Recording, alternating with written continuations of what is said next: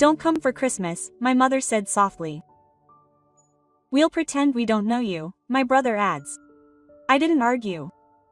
But when his girlfriend saw my photo at the party, she broke up with him on the spot because she knew exactly who I was. Period. I was looking forward to this moment. Period. Not in a big way, not like I had a countdown app or anything, but I cleared my schedule, bought ingredients for the rosemary stuffing he always asks for, even though they never remember I made it, bought presents for everyone, including my brother who once said gift cards have no soul. Then gave me one for 3 Christmases in a row. Period. I even bought a new, simple forest sweater. The kind you wear when you're trying to look festive without going overboard. I had packed my bag and set it down by the door. I was ready, period.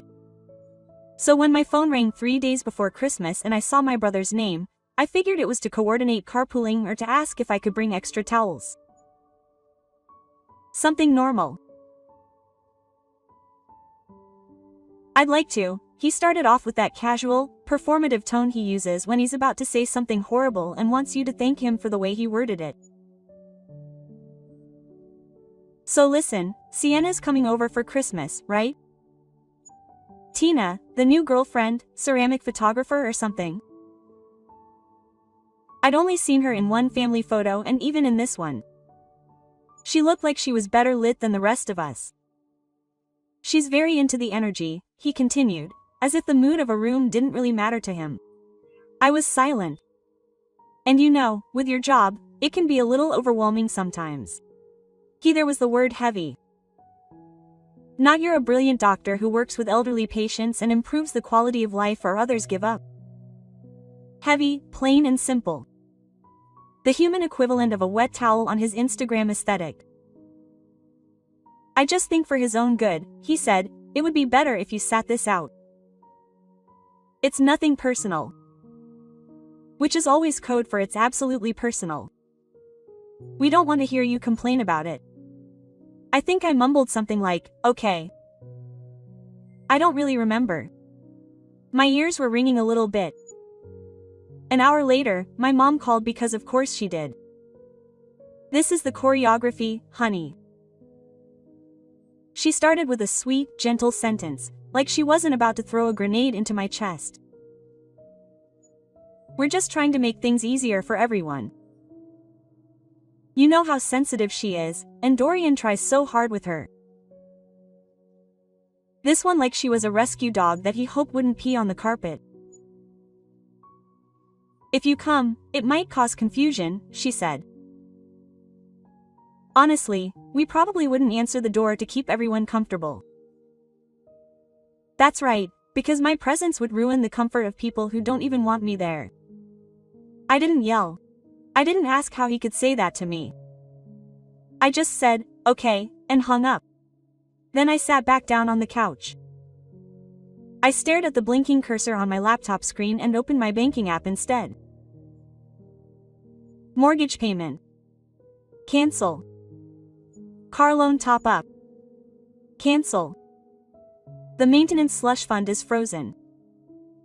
The plumbing leak I paid for last fall.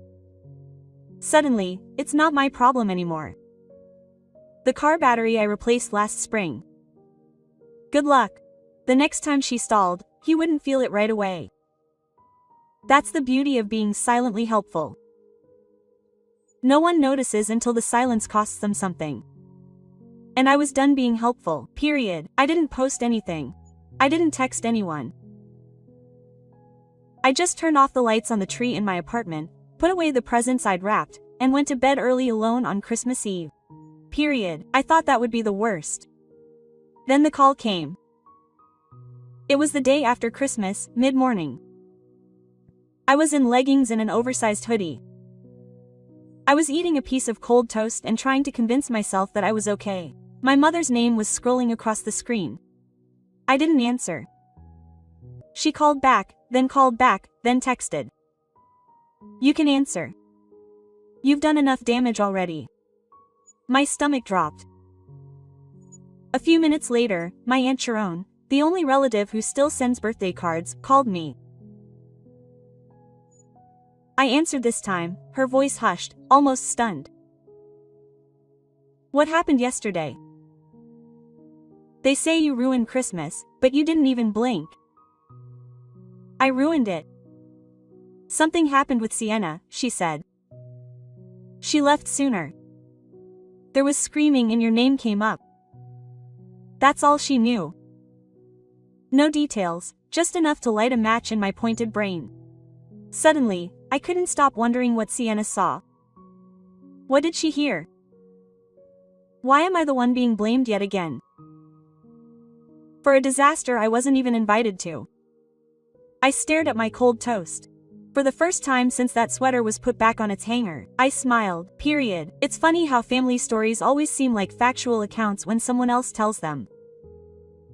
Ask any member of my family and they'll tell you that Dorian was the golden boy.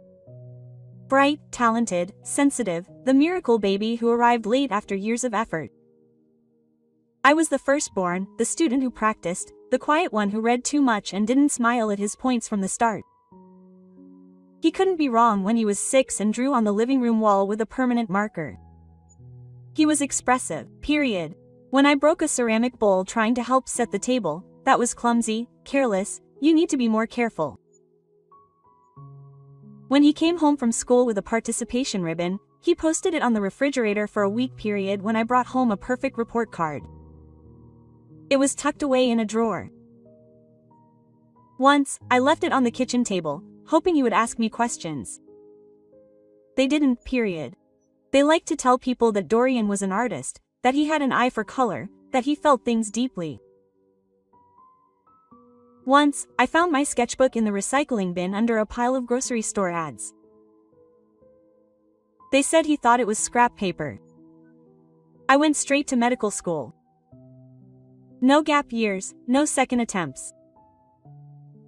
I remember getting the acceptance letter in the dining room.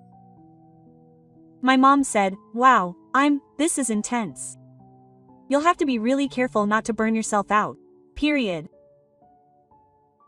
Dorian changed majors 3 times and ended up dropping out midway through his junior year to pursue art direction. He moved back home. They turned my old bedroom into a studio apartment that year. They threw him a party. A life-centering party with balloons. I wasn't invited. There's a picture that lives in a frame on my parents' hallway table.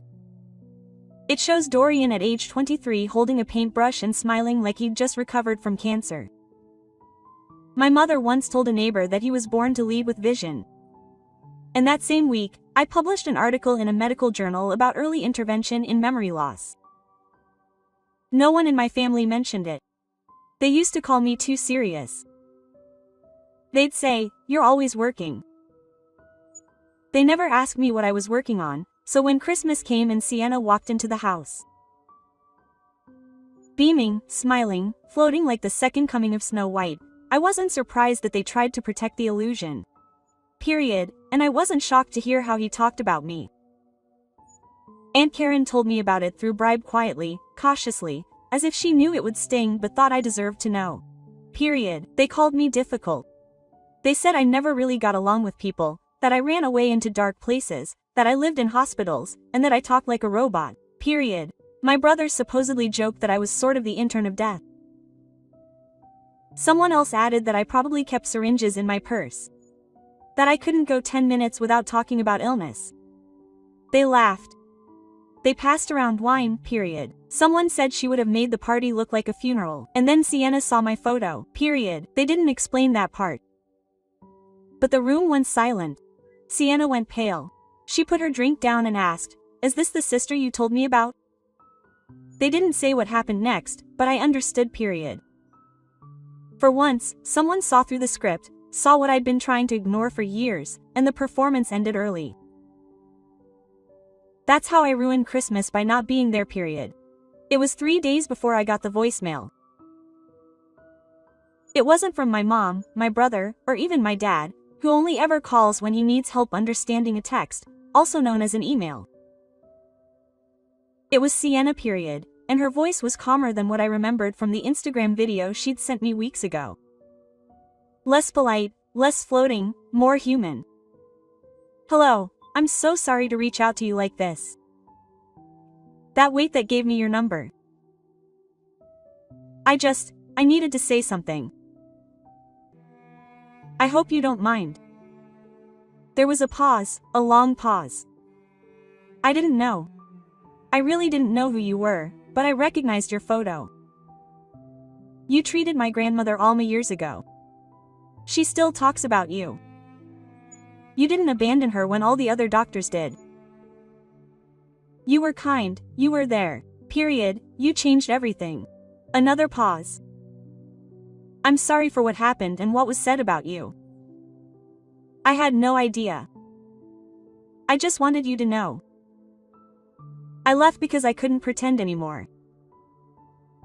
I listened to it twice and then again, and I'm not going to lie.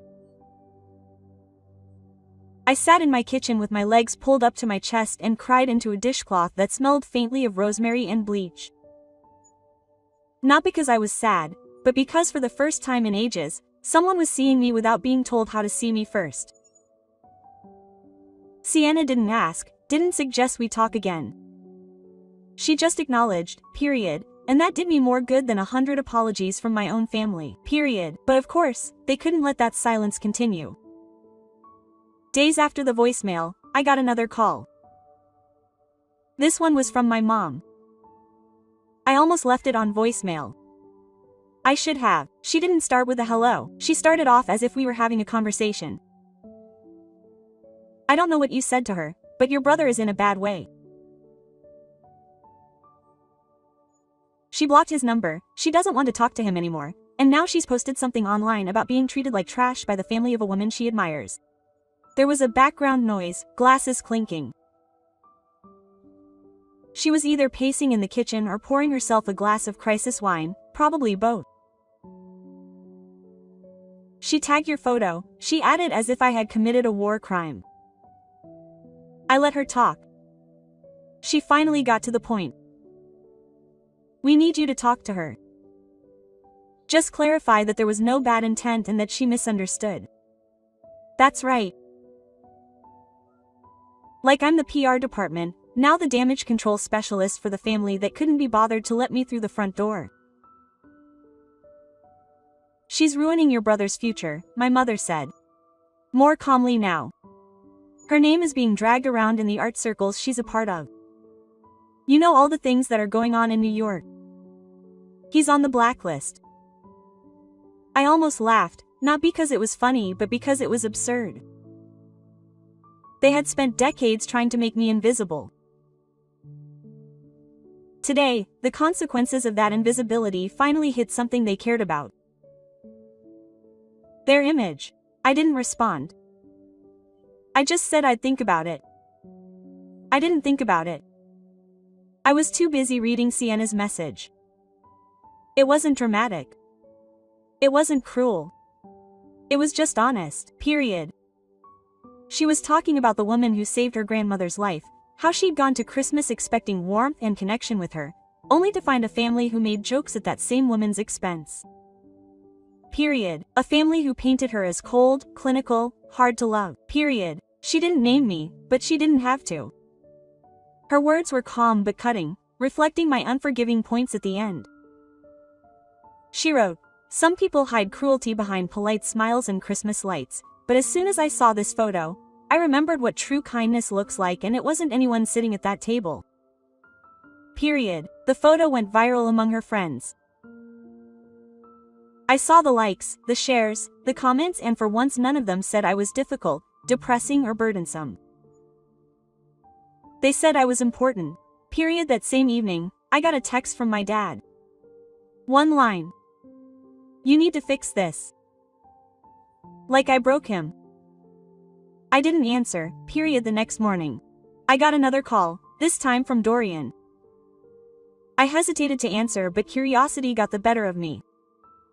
His voice was hoarse as if he hadn't slept. "I didn't know she knew you," he said. "You could have said something." Period. I stared at the wall. "You told me not to come."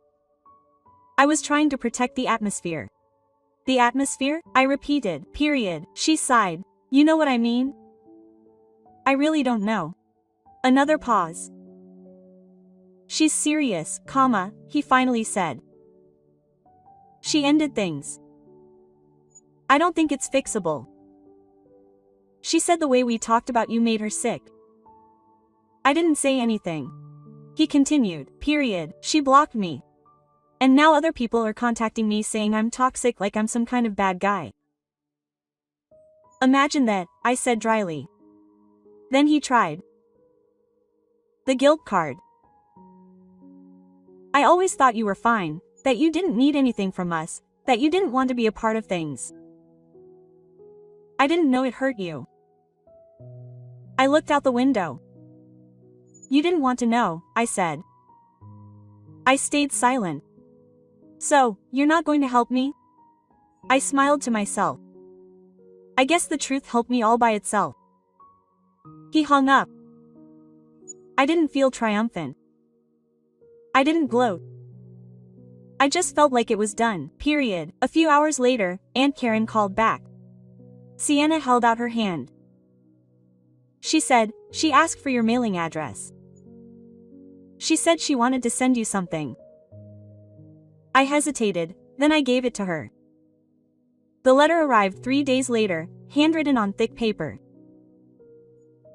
With slightly smudged ink on the inside, she told me how her grandmother still did yoga twice a week, how she still walked to the market, and how she told me about the young doctor who looked her in the eye and said, "You're not healed yet." She thanked me not only for saving her grandmother, but also for showing her what true strength looked like. I kept that letter framed and hung right next to my desk where I write my end-of-day notes for the first time in years. I didn't feel like I had to prove anything. Not to them or anyone else. I didn't save a life for the praise. I didn't cancel payments to get revenge. I didn't ruin Christmas to show off, . But the truth had its own timing, and this time it came exactly as expected. They say families come together in times of crisis. Mine came together to compose an email. It arrived 3 days after Sienna's letter. The subject line was setting things straight. It was signed by all three of them, my mom, my dad, and Dorian. A united front, as if he were presenting a group project, was what you'd expect from people who think apologies are a form of negotiation. They didn't actually say they were sorry, not directly, . They acknowledged that emotions had been run high and expressed regret for how things had been perceived. Which translates to emotional avoidance in English, means we still think we're right but are worried about the fallout. Lil goes on to say that the Christmas situation has gotten out of hand and that a fresh start could be beneficial for everyone. He suggests a family brunch on neutral ground for a heart-to-heart. Plus, and had buried himself about 3 paragraphs down. They would appreciate it if I contacted Sienna and asked her to delete her post because apparently the brunch was contingent on me clearing Dorian's name. I didn't respond to that, . Not even with a sarcastic gif. I waited because if there's one thing my family sucks at, it's patience. And just in time, the escalation happened, . First, my dad called one of my coworkers, someone he'd met once at a fundraiser, and asked if he could tell him that I'd been a little emotionally unstable lately. Yes, he tried to make a hospital administrator believe that his adult daughter needed to be monitored because her son had been dumped. Thankfully, the administrator called me immediately, horrified, and apologized, so that bridge struck a match and walked away. Then there was the group text sent to the extended diversion family. Hand-picked event. No mention of my exclusion, no mention of what had been said about me. Just a lot of it is tearing the family apart and we are so worried about her mental state. It almost worked, . I got 2 messages of pity from cousins I hadn't spoken to in years. One of them even offered me a voucher for a yoga retreat. Just in case you're going through a rough patch, . The last gesture was the most desperate, a visit. I was home one Sunday afternoon when I heard a knock at the door. I peeked through the peephole. Sure enough, it was them, my parents and Dorian. I opened the door and leaned against the frame, arms crossed. "We just want to talk," my mother said. I let them in, not because I wanted to, but because I needed to hear how far they would go. They sat down as if it were some kind of intervention. My father spoke first. We raised you. We paid for everything you did growing up. It's because of our sacrifices that you are where you are. Oh yeah, the old investment argument. My mother went on to say, we've made mistakes, but you've punished us enough. It's time to stop, quote. And Dorian, you're the only one who can fix things. She'll listen to you. I let it drag on for a moment. Then I stood up and walked to my desk, period. I opened the drawer where I kept all the paperwork, the payments I'd made, the repairs I'd covered, the mortgage backing, the car fund. The time I'd lent them $3,000 for that emergency dental surgery that no one ever thanked me for, period. I went and printed them out like courtroom exhibits. You want to talk about who owes what? I said because I can calculate the interest if you want. My father turned red, period. My father turned red. That's not what this is about. Of course not, I said, because when I give, I'm expected to do it. But when I say no, all of a sudden, I'm unreliable. My mother's voice cracked a little. We're a family, and you made it very clear that I wasn't invited to be a part of it. I said. You excluded me. You made fun of me.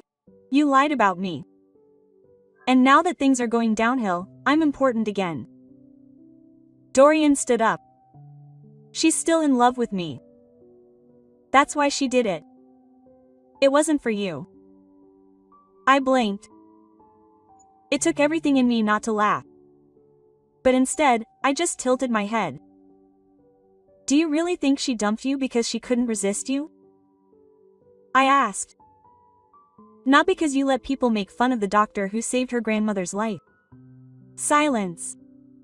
It's true. I said, I know it now. She told me. She sent me a letter. It turns out people remember what comes up when it matters. My mother looked down. My father clenched his jaw. Dorian sat down slowly as if finally realizing the show was over. I'm not asking for anything, I said more calmly now. But I'm not offering anything anymore either. Not forgiveness, not money, not silence. They left without another word. That was months ago. I heard from Karen that Dorian had moved in with a friend, that his freelance contracts had dried up, that his name no longer opened doors like it used to. My parents put the house up for sale. They couldn't afford the mortgage anymore. Apparently, they're renting it now. Smaller place. Fewer spare bedrooms, period. I didn't do any of that. They did. They built a legacy on favoritism, disrespect, and convenience. And when it fell apart, they looked for someone to blame, period. This time, I didn't step in to fix things, and that's what made all the difference. Period. The other day, I walked into my office and found a small package on my desk. No note, just a box of chocolates and another sticker with a little squiggle of a sun. I knew who it was from. For once, I let myself feel it. Peace, no revenge, no righteousness, just the quiet relief of having nothing left to prove. I don't know if they'll ever apologize, but I know I don't need them to because I've built a life they still don't understand, and this is the one place they can't follow me. Not because I locked them out, but because they never learned to knock. Period. It's been a year now. I've blocked their numbers, their email, even the group chat I was never really a part of. It's not out of spite, it's just for peace. Period. Because sometimes the kindest thing you can do for yourself is the power of silence that they can't break. Period. I didn't stop all contact overnight. But once I saw things clearly, I've never looked back. Cut ties with someone? Not out of anger, but because they left you no choice. Tell me in the comments. I'm listening. If you enjoyed this story, don't forget to subscribe. Mr.